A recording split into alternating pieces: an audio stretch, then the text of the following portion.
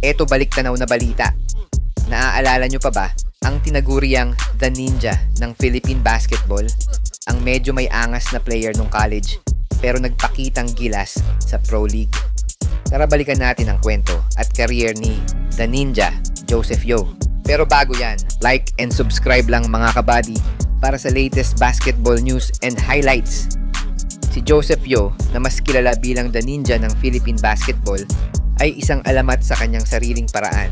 Isang manalarong hindi lang mahusay sa opensa kundi kilala rin sa kanyang tapang, bilis at killer instinct sa loob ng court.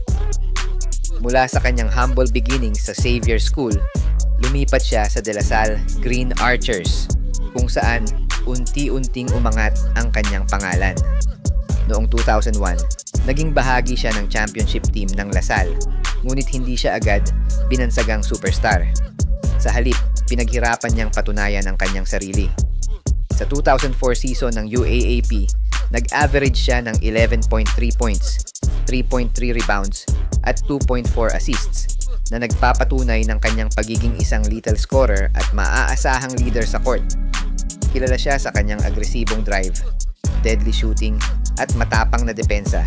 Kaya naman isa siya sa pinakakinatatakutang players noong panahon niya sa college. Nang dumating ang 2006 PBA draft, isa si Yeo sa mga pinakaabangan at bilang third overall pick, napunta siya sa Coca-Cola Tigers.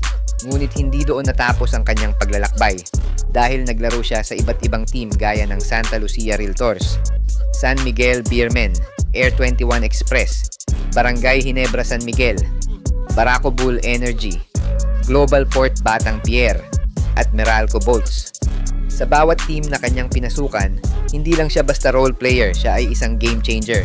Isa sa pinakamalaking highlight ng kanyang karir ay nang maging bahagi siya ng Santa Lucia Realtors Championship Team sa 2007-2008 Philippine Cup, kung saan ipinakita niya ang kanyang husay sa big games. Hindi lang yon, nakuha rin niya ang kanyang pangalawang championship sa 2011 Governors Cup kasama ang Petron Blaze Boosters.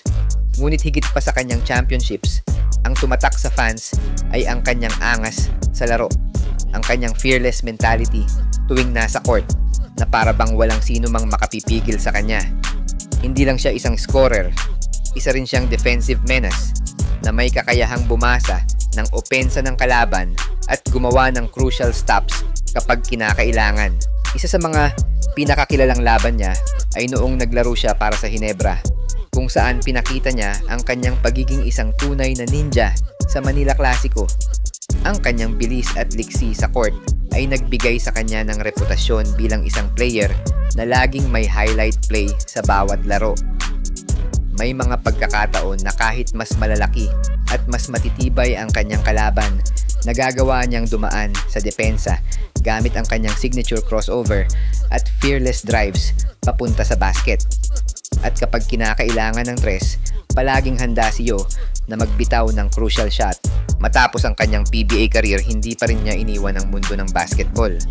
Naglaro siya para sa Manila Stars sa Maharlika Pilipinas Basketball League, MPBL, kung saan ipinakita niyang ang kanyang puso para sa laro ay hindi pa rin nawawala. Ang kanyang kwento ay isang testamento na sa sports, hindi sapat ang talento. Kailangan ng tiyaga, sipag at tapang para maabot ang pangarap.